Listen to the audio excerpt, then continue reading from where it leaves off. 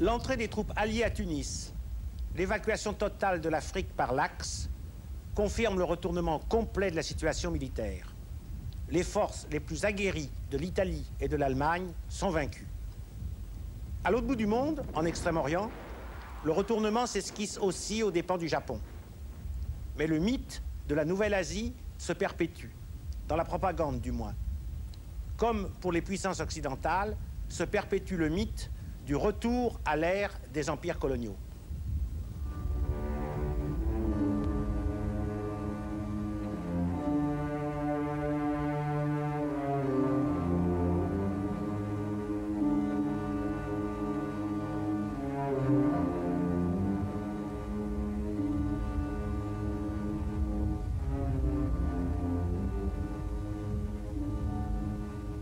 Pour commenter les actualités britanniques puis japonaises, nous sommes avec Nadji Safir, qui est professeur à l'Université d'Alger, à qui je demande comment analysez-vous aujourd'hui la situation à cette date de 1943, comment les Arabes en général la voyaient-ils? Il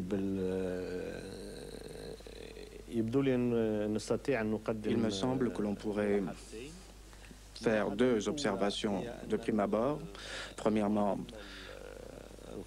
c'est que la majorité des commandements des mouvements nationalistes n'ont pas appuyé, n'ont pas soutenu l'Allemagne nazie. Deuxièmement, c'est que au sein de ces milieux nationalistes et dans les milieux populaires, il y avait un espoir que la libération de l'Europe soit la première étape d'une libération de tous les peuples, y compris les peuples du Maghreb.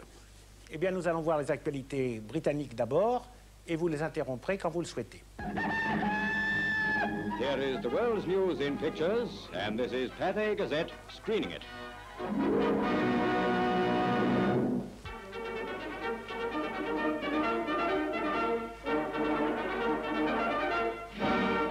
The road which led to the resounding Allied victory in Tunisia.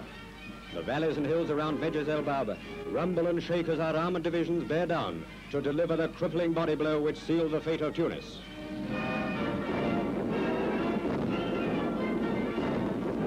General Alexander, the great architect of this superb operation, surveys the execution of his well-laid plans. Each hour in every 24 is filled with a steady drone of Allied aircraft dominating the sky. They have liquidated the Luftwaffe and ruined the chances of escape for the Axis. The Nazis and fascists have their backs against a very insecure wall. The last great battle in Africa is turning into a military catastrophe for them. Their morale is cracking, their spirit at breaking point. In a German cemetery, one of their tanks, which had taken cover behind the graveyard hedge, makes its own funeral pyre. A direct hit from a shell, and it burns itself out on the site of its own choosing. Many men who took part in the last battles for Tunisia have been in North Africa since the beginning. Veterans of 3 years of fighting in Africa, participating in the crowning successes.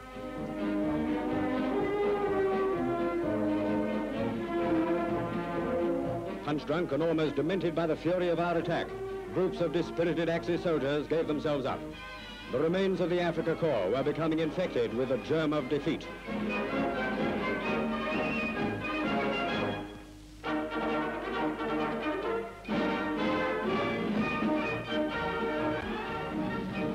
With incredible speed, our advance elements were already in the outskirts of Tunis, while fighting was still in progress further back.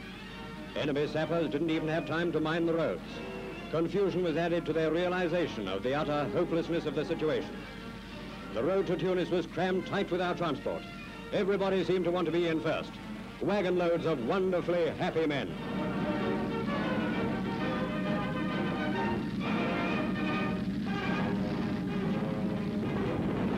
As dusk was falling, our leading columns were establishing themselves in the suburbs. The German staff car caught alight after we had fired on it as it tried to make a getaway. Resistance was rapidly collapsing. Droves of grey uniformed prisoners were to be seen everywhere. Defeat seemed to strike each man according to his taste. Most of the Germans looked sullen and tired, while others were in almost high spirits. It's my guess that not a few of them will try to make out that they're not really Nazi or fascist in spirit, A bit of eyewash which the Axis will no doubt turn on to save their hide. As the Americans say, that stuff is for suckers.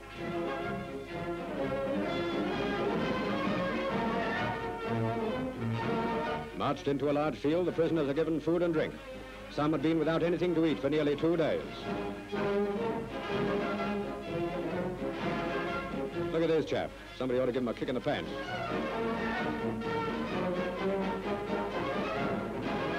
The thousands of captives taken has called for rapid evacuation overseas so as to relieve the strain on the food situation.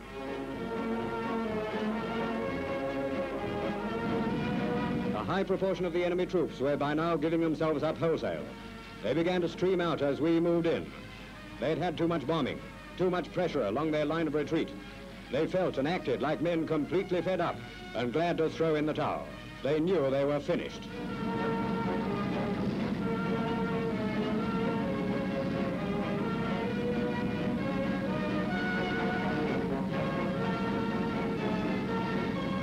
Flying over Tunis airfield, we see what a bashing it has received. Collapse is seen in everything that meets the eye. The whole place has been wiped out. By contrast, our plane swings away from the aerodrome and follows the main highway through the city. Here, the practically unscathed buildings pass below. In them are people ready and waiting to throw off the effects of German occupation and replace it with an almost hysterical joy.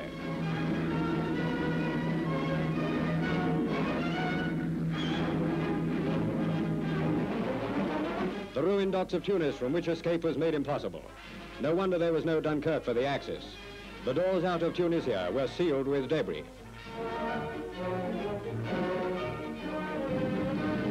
For the moment, Tunis is expecting an outbreak of street fighting. Slit trenches have been hastily dug in the streets. In buildings, behind barricades, groups of Germans are still in hiding. Cornered men can fight desperately, so tanks and vehicles feel their way in as the Allied occupation begins. The chatter of a Tommy gun, the crackle of rifle fire at street corners, and skirmishes break out here and there.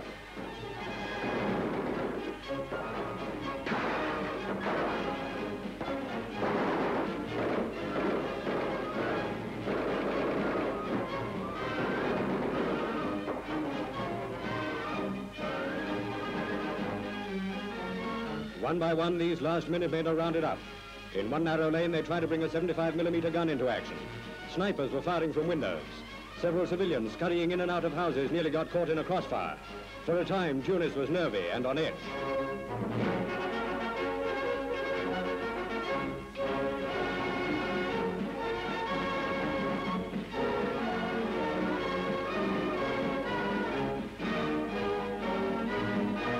As mopping up proceeded, the lines of prisoners grew in length. The incidents were dwindling rapidly, and only a scattered handful offered any stubborn resistance. What was left of the routed army had already fled for the neck of land, reaching out to Cape Bon.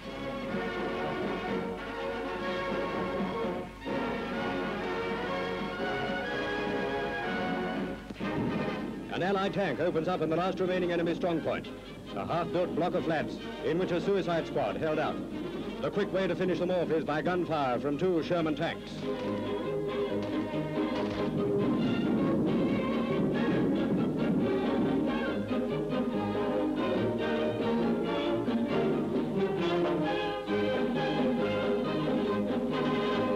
By 7 o'clock, most of the resistance fizzled out. The predominant noise in the streets was the tramp of marching feet as the seemingly endless stream of prisoners flowed on. By now, the excited people of Tunis were beginning to line the roads to see the great humiliation of their enemies. And then, like a human tidal wave, the masses closed in on the main body of our force as it entered the city. Almost delirious with joy, the crowd surged round their liberators. Here is the amazing scene as the Derbyshire Yeomanry and the 11th Hussars, who fought all the way from Alamein, try to make their way through the excited throng.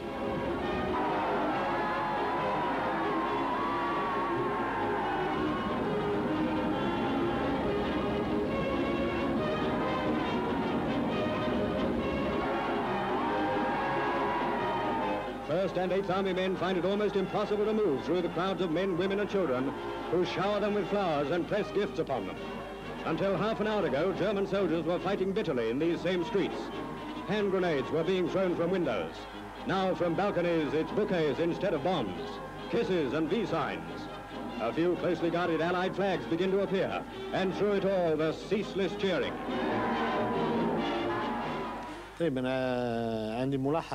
J'aurais une remarque à faire en ce qui concerne ces images. Je remarque surtout l'absence des autochtones. Ils sont tout à fait absents de ces manifestations, ils sont absents de l'image, et cela est peut-être dû à une conception de la guerre comme étant une guerre européenne avant tout. Quelle que puisse être la zone des combats, quelle que puisse être la zone géographique des combats.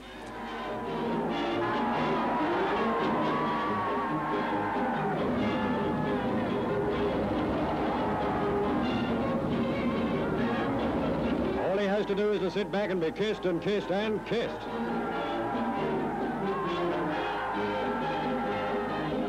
Every lorry is packed with men, and as each goes by, they receive an ovation which is sheer hero worship. This is one time the expression hero worship fits. Khaki-clad heroes getting what we long to give them ourselves. Jumping aboard the vehicles, the wildly excited crowd swamp our troops with the warmth of their welcome. Trust a cameraman to pick the right spot.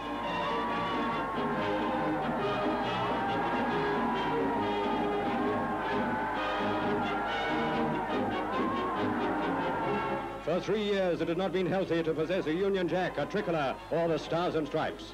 But today, those 3 years are ended, and colours which have been hidden away in secret hiding places are brought out and held aloft. Tunis rejoices. Tunis is rid of the disease which gripped her. Today, the whole of North Africa is clean again.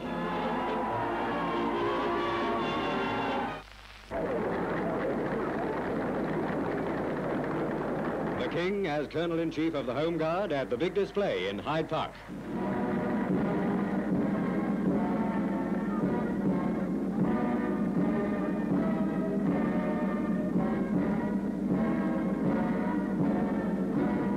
Part of the countrywide celebrations marking the 3rd anniversary of splendid service.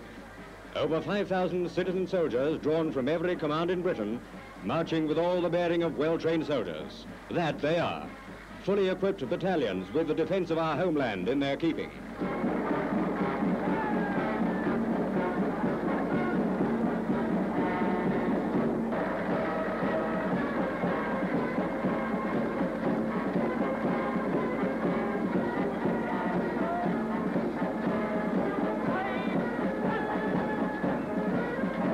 Years ago, it was bowler hats, cloth caps, sporting guns and clubs.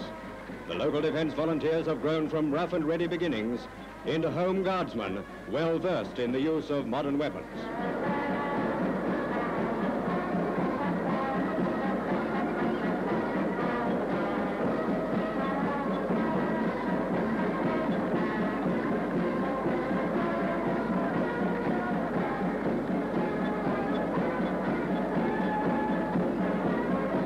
We Britons often smile at ourselves when we start being part-time soldiers in civilian dress, but it's the cause that counts, and when we change from raw recruit to fully trained soldier, it's on days like this that we can see ourselves as others see us, and we look well.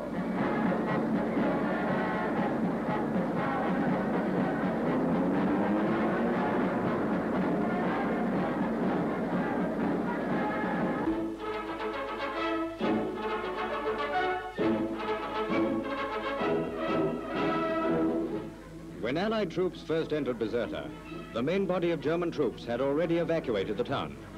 British and American infantry went through the streets in stealthy files with arms at the ready. A few snipers in cellars, on roofs and at windows were the sole occupants of a deserted and methodically cleaned out town. The civilian population was gone. Bizerta was a place of scurrying figures and silent except for the occasional crack and whine of bullets.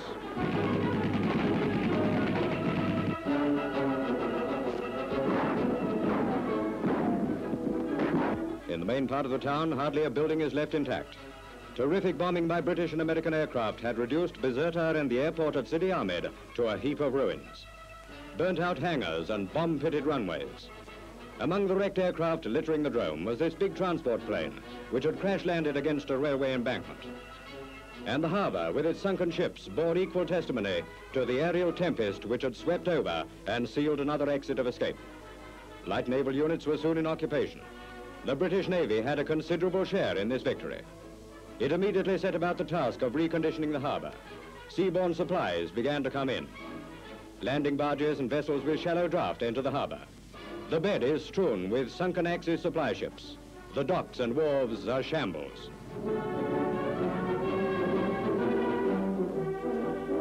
Bombing has flattened the quayside and landing barges make the approach from the sea.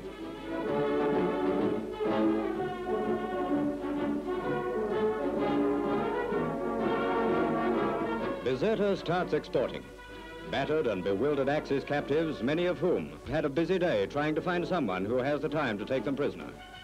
Their guards are French soldiers, men who have shared valiantly in the North African fighting and who now relish this utter humiliation of the Nazis.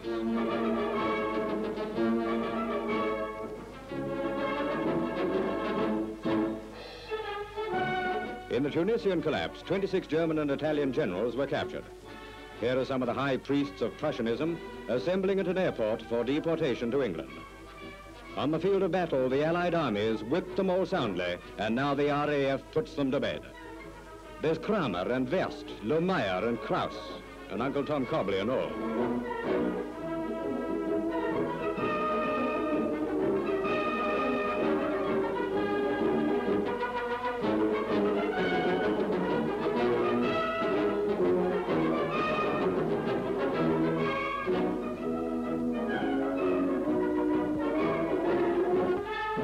The first plane load of Nazis descends on Britain. The flying Black Maria is from Gibraltar, bringing the first assortment of Axis generals from North Africa. How different to how they dreamed they would set foot in Britain. There's von Glazov and Neuffer and numerous others, all very formal and not a Nazi salute among them. And now let's clap eyes on von Arnim. The ex-leader of the Afrika Korps, wearing a Hitler-type leather coat, has been brought secretly to Britain and with his other generals placed in internment. General Kramer was his traveling companion. Arnim occupied a position similar to Paulus at Stalingrad. An arch-hater of Britain, he was captured by a British armored unit on the Cape Bon Peninsula.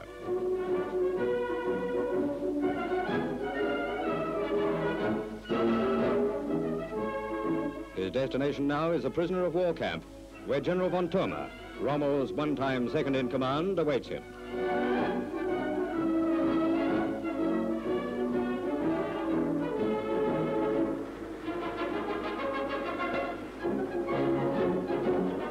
The camp is surrounded by a high barbed wire fence, but otherwise a pleasant place to serve a sentence. Think what a time the Germans and Italians will have swapping tales about how they beat Montgomery and Alexander. In this car is the Italian commander-in-chief himself, Marshal Messe, who took over in the hour of defeat. The little Italian's traveling days are over. Giovanni Messe is going into retirement. Deux petites remarques seulement, professeur Saphir. Le général Messe qu'on voit là venait d'être la veille promu maréchal par Mussolini parce qu'il avait refusé de se rendre. Et puis il a été fait juste après prisonnier. Ça rappelle évidemment Paulus à Stalingrad, tout comme le cortège un peu de ces généraux faits prisonniers. C'est d'ailleurs un peu pour ça qu'on a appelé la défaite là, la défaite de Tunisgrad. Et puis une deuxième remarque, c'est qu'on a vu très peu de troupes françaises. C'est normal, puisque c'est les Anglais que nous voyons ici. Néanmoins, ça cache quelque chose, c'est les conflits intérieurs qu'il y a entre les forces françaises commandées de loin par Giraud et puis les Américains qui veulent les enrégimenter à l'intérieur de leur système. Ça crée des zizanies et c'est ce qui explique qu'on les voit peu alors qu'ils ont joué un rôle important dans la libération de Tunis. He it was who refused to surrender to anyone but his old opponent, the 8th Army. His request was acceded to, and he capitulated to the New Zealand C&C, General Freyberg.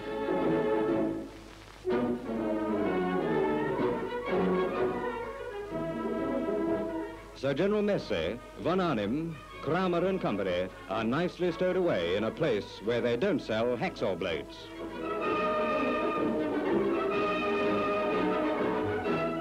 Adil Safir, vous disiez tout à l'heure que les mouvements nationalistes n'avaient pas collaboré avec les puissances de l'Axe. Évidemment, en gros, c'est vrai. Même ça a été plus loin, puisque les Italiens avaient libéré Bourguiba des prisons françaises, juste avant la libération de Tunis.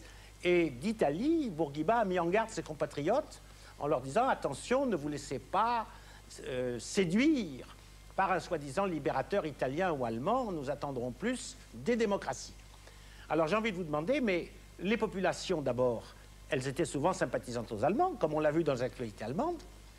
Et puis, en Algérie, quelle était la situation? Ça fait deux problèmes.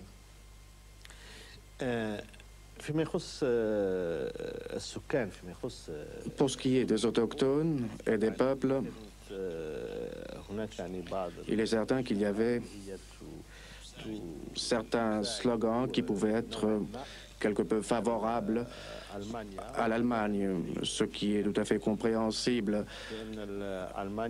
car l'Allemagne était l'ennemi de la France en tant que puissance coloniale.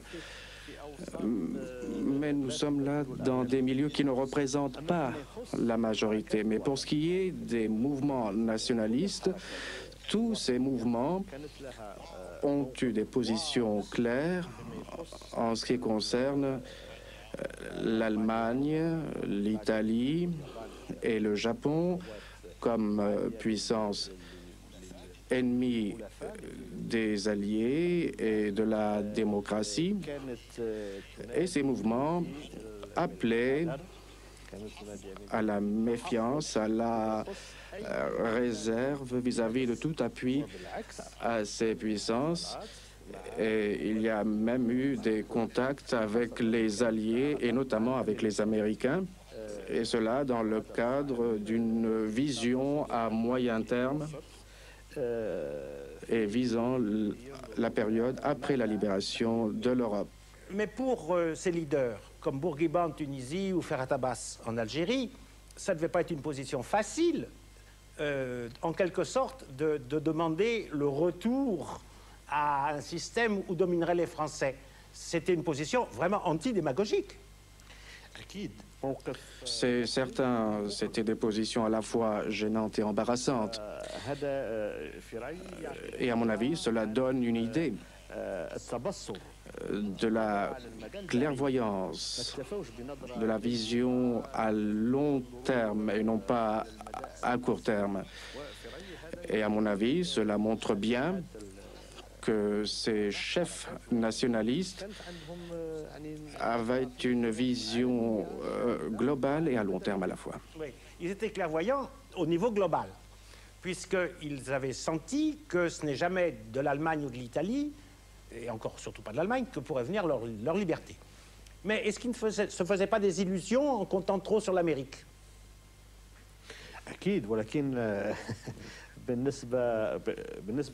C'est certain, mais pour les chefs nationalistes du Maghreb, le problème essentiel était de sortir de cette confrontation avec la France. Et ils avaient besoin d'un soutien de la part des alliés et de la part de l'allié le plus puissant, à savoir les États-Unis d'Amérique. Et puis la charte de l'Atlantique, un peu comme les points de Wilson, pouvait leur laisser croire à un soutien ultérieur, qui n'a d'ailleurs pas eu lieu vraiment. C'est certain. Et il y a eu des positions américaines officielles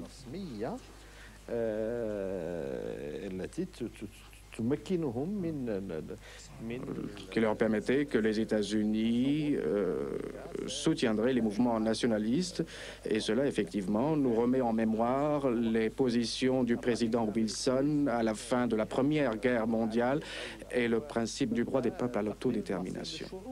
Bien, on va passer dans un autre monde colonisé, celui qui l'a été par les Japonais en Extrême-Orient.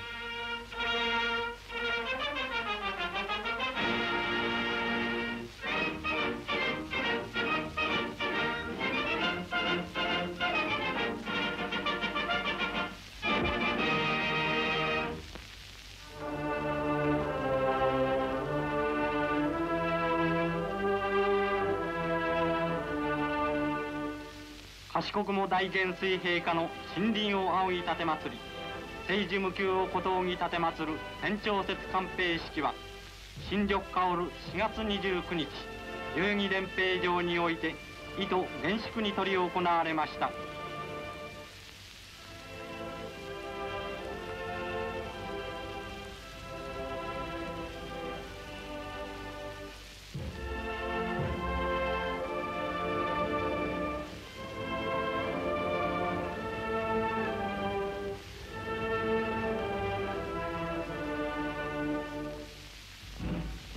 ご一平の御のち陛下にはご栄しも神々しく、玉座前に立たせたまえば、中村諸兵指揮官の軍闘一戦、武軍三たる軍旗を先頭に、宝永に輝く各部隊の精鋭は、鼓舞堂々大地を蹴って、御馬前を包みに進む。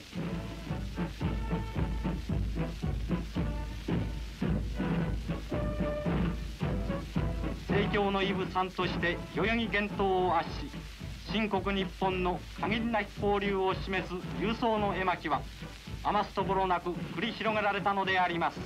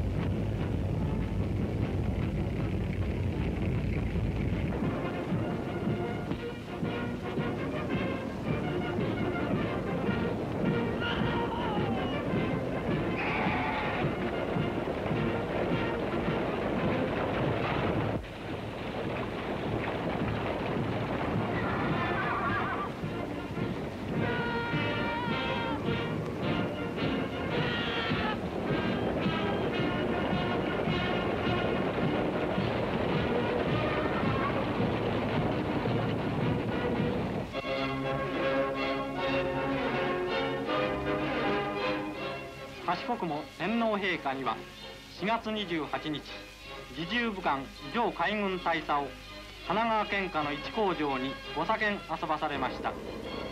これは決戦下戦争資材の増産増強をご新年遊ばされ、全国の各重要工場の模様を視察せしめられる大御心と拝察し奉るのであります。工場員一同はこの賢き清慮のほどを拝して反撃もひとしお。いよいよ生産戦に奮励努力もってご奉公の誠をいたし、大御心を休んじ奉らんことを誓ったのであります。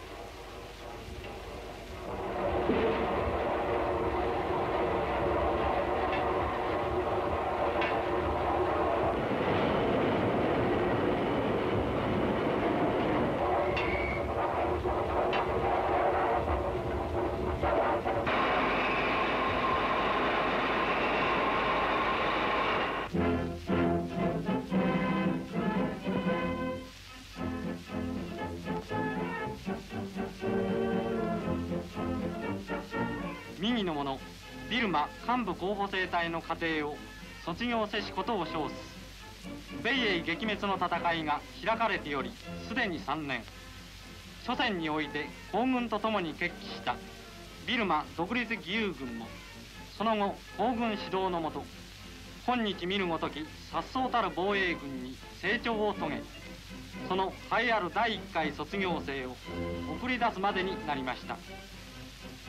峻厳なる軍律のもと、皇国日本の軍人精神を体得したこれら凛々しいビルマ和光図の姿をご覧ください。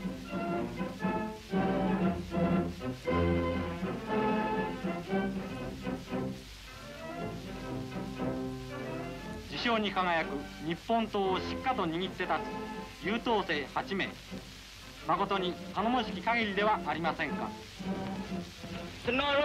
မြန်မာပြည်ရွာရှိတပ်သင်ကျောင်းသားများ日本ဆရာတို့ထံမှနိနာခံပြီးတော့ပထမအကျိန်စစ်ပညာအရရတို့ကိုသင်ကြားတတ်မြောက်လာပါတယ်။ဟိုစီခါကဒီလိုကျောင်းမျိုးဟာအိမ်မက်တောင်မမဲခူးတဲ့ကျောင်းမျိုးဖြစ်ပါတယ်။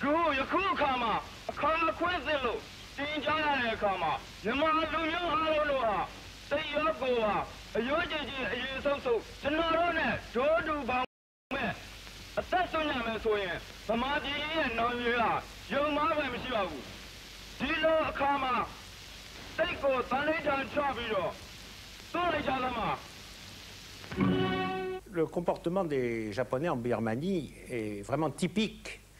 C'est un exemple précisément de l'arrogance de ce que peuvent faire des vainqueurs. Si un pays qui était favorable aux Japonais, c'était bien les Birmans, qui étaient très anti-anglais bien sûr. Et au départ, ils pensaient que les Japonais les aideraient à s'armer, à conquérir leur indépendance, etc., etc. Puis petit à petit, les Japonais ont mis la main sur le pays, qui leur était favorable au départ. Ils ont mis la main sur le pays, et non seulement ils ont mis la main sur le pays, mais ils ont commencé à contrôler la police birmane, à se mettre à dos absolument toute la population, et bientôt il y aura des insurrections contre eux. Et même en Thaïlande, qui est juste à côté, où il n'y a pas eu de guerre, les Thaïs vont peu à peu devenir anti-japonais à cause des excès de l'occupant.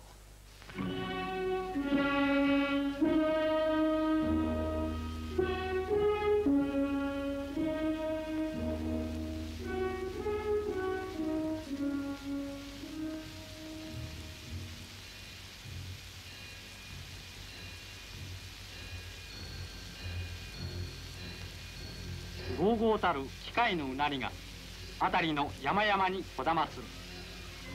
秘湯最高の産出量を誇るここルソン島北部のマンカヤン銅山では今増産に大あらである。資源開発の技術者たちは当時破壊し尽くされていたこの銅山に立って血のにじむ努力を続けた。だがその辛苦はついに報いられる時が来た。今ではその産出量も9に倍するほどに増加した。削岩機を手に非島人の労働者はアメリカの搾取に進銀した思い出も遠く、新しい希望に燃えて東亜の資源確保に尊い汗を流している。炭鉱労働者の企業に悩むアメリカを顧みるとき、ここにも我が共栄圏のたくましい底力をひしひしと感じるのである。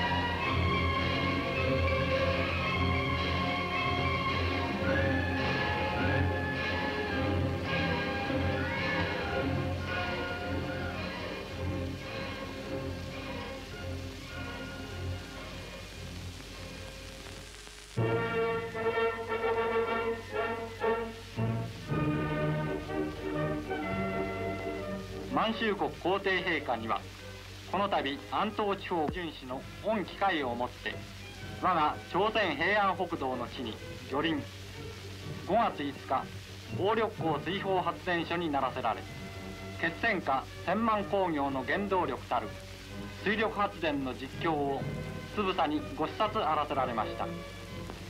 日満一体のちぎりいよいよ敵をゴールの時、皇帝陛下この度の魚林はひとしお意に深きものがあるのであります。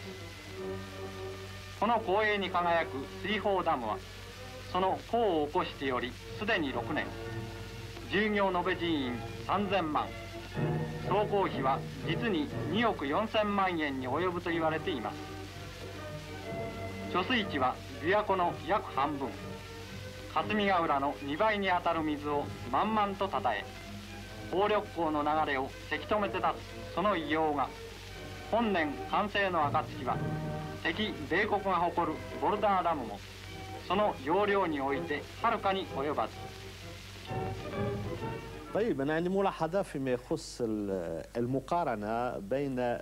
J'aurais une remarque à faire en ce qui concerne la comparaison entre les deux barrages. Le barrage qui est visité par la délégation officielle japonaise sur ce film et le grand barrage américain, le Boulder Dam.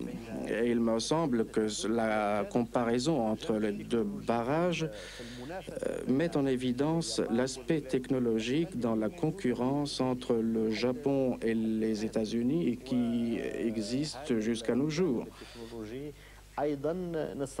Cet aspect technologique, on peut dire qu'il représente une grande partie dans le sentiment nationaliste japonais, car la suprématie réside peut-être et avant tout dans une suprématie technologique, une mainmise technologique. 近代科学の戦いにおいても堂々敵国を圧して世界に冠たる技術日本の貫禄を示すに手出し十分なものがあるでありましょう。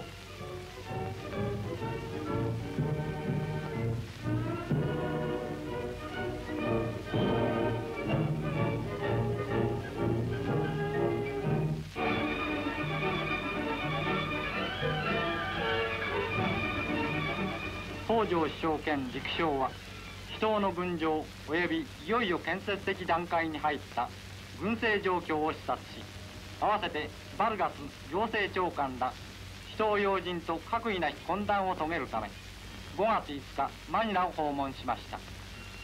首相はフィリピンの正装で出迎えたバルガス長官以下と固き握手を交わしました。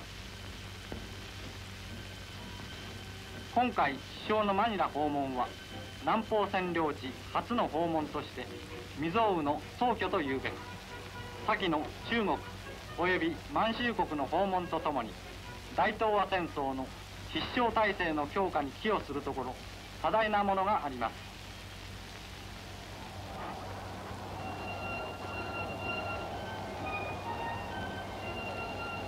翌5月6日、この日あたかもコレヒドール陥落1周年にあたり、首相はルネタ公園に開催された皇軍感謝民衆大会に臨席しました。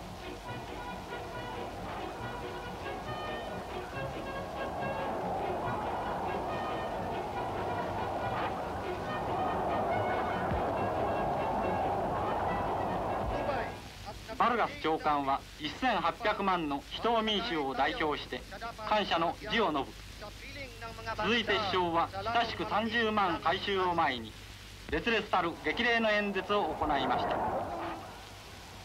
民衆奮起の時期は今やまさに到来をしたのであります。今日諸君は誤る米国主義を速やかに一掃して民族交流の宣言である冒険新種の機風を養い、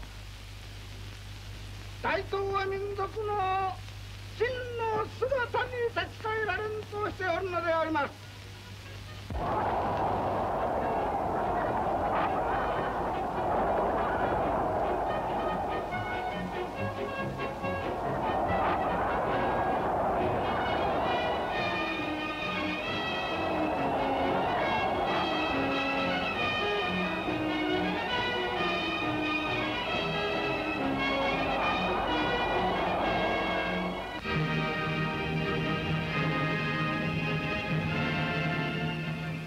三世カナンの小京最高山脈に盤踞する蒋介石系第24集団軍撃滅の大包囲作戦は4月20日その第一次包囲網を完成。我が現地軍は空陸愛好をし四方より一斉に進発、8万2000の敵兵に殲滅的打撃を与えた。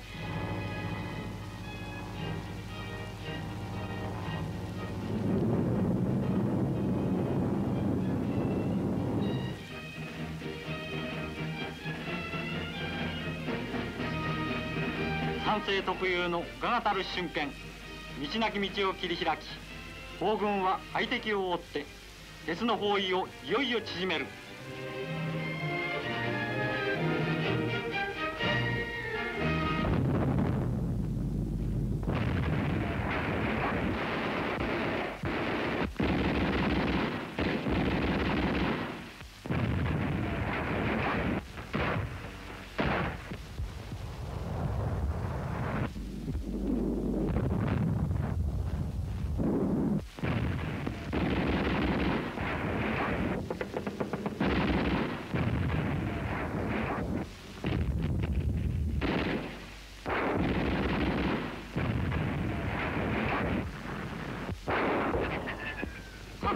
家屋に残存する唯一の重慶軍殲滅戦は見事に成功。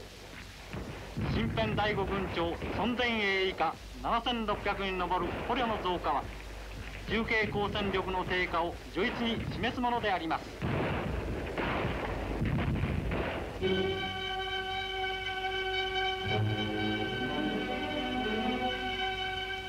我が航空撃滅戦の外貨次々に上がる南太平洋戦線。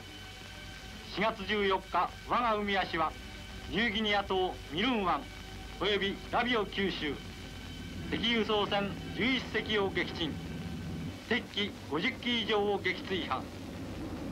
今や敵米英の反攻の拠点は我が無敵荒鷲部隊の制圧下にあり、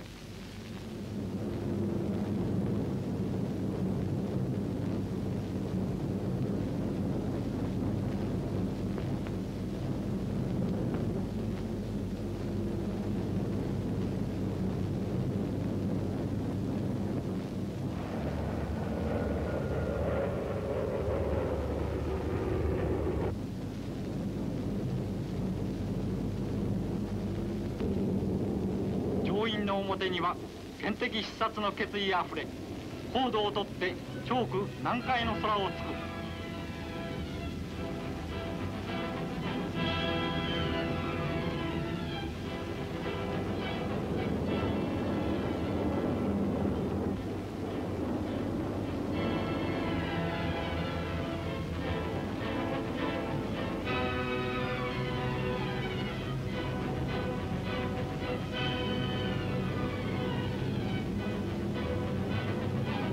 間近し敵陣間近し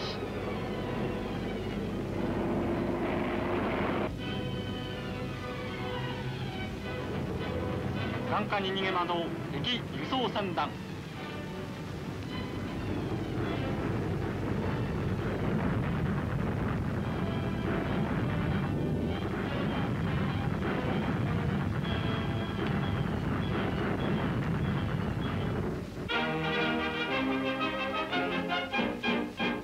Saphir, aujourd'hui, le monde extrême-oriental n'a pas oublié comment les Japonais ont voulu se conduire dans les possessions qu'ils ont acquises comme des professeurs un peu durs. Et ils ont gardé un mauvais souvenir, très mauvais souvenir, de l'occupation japonaise. D'autant plus qu'aujourd'hui, tous disent que c'est par la voie de la domination économique que les Japonais prennent la relève de leur volonté d'hégémonie militaire pendant la Deuxième Guerre mondiale. En gros, nous savons ça aujourd'hui, plus ou moins. Encore que les Japonais ont peur de se le dire, ou de s'en apercevoir. Mais à vous qui êtes arabe, j'ai envie de vous poser deux questions. La première porte sur le passé. C'est-à-dire, à l'époque des victoires japonaises, puis de la défaite japonaise, est-ce que le monde arabe, comment le monde arabe a-t-il perçu cette montée et cette chute? Et puis, deuxièmement, comment aujourd'hui le monde arabe analyse cette sorte d'hégémonie du Japon dans le domaine de la technologie et ses succès économiques? Pour ce qui est de la première question, sur le passé et la Deuxième Guerre mondiale, je peux vous dire que la dimension arabe existait, mais peut-être à un degré moindre que la dimension islamique, car la Deuxième Guerre mondiale dans le monde arabe se faisait surtout par l'Italie et l'Allemagne, alors que le Japon avait de l'influence en Asie, donc au sein de certains pays islamiques et à leur tête l'Indonésie.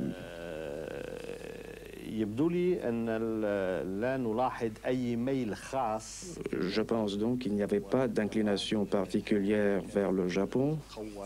Le Japon était une puissance coloniale comme toute autre puissance. Et bien sûr, en Indonésie, il y a eu une lutte, un combat contre le Japon.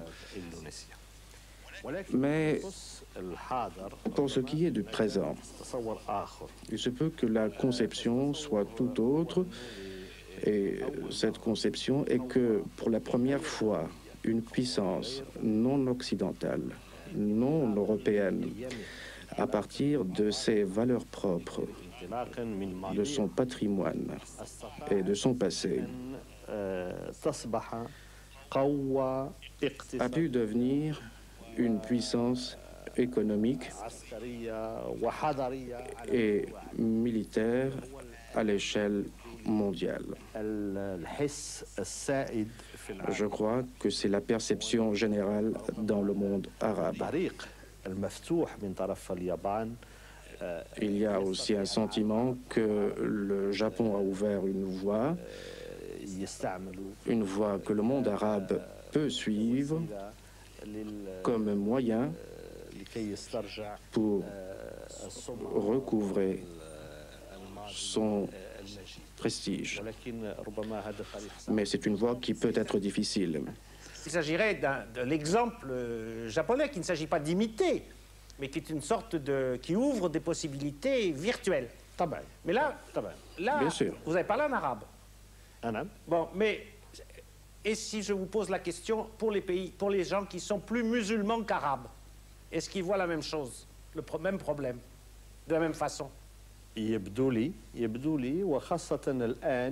pense, oui, et surtout en Asie, surtout dans la région autrefois appelée par le Japon la zone de coprospérité économique. Dans cette région, dans cette zone, il existe aujourd'hui quelques États musulmans non arabes qui réalisent dans le domaine économique des résultats fort appréciables. Je citerai à titre d'exemple l'Indonésie et la Malaisie, qui sont des pays musulmans.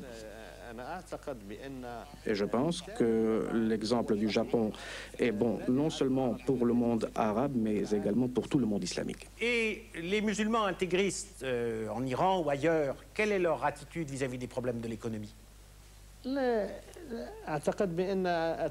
Je pense que le courant intégriste, que les intégristes ont leur propre idée de l'économie et ils ont dans leur thèse une dimension économique. Et cette dimension est bien là, bien existante, même si, dans les moyens, il me semble que ces derniers ne peuvent pas être à la hauteur des objectifs visés. Mais la conception, l'idée, oui, existe. Eh bien, merci Nadji Safir. Vous voyez que quelquefois, un détour par le Japon permet de bien comprendre les pays arabes et de l'islam. La prochaine fois, nous aurons d'autres actualités. Elles seront américaines d'abord et soviétiques ensuite. Merci. Shukran. Merci.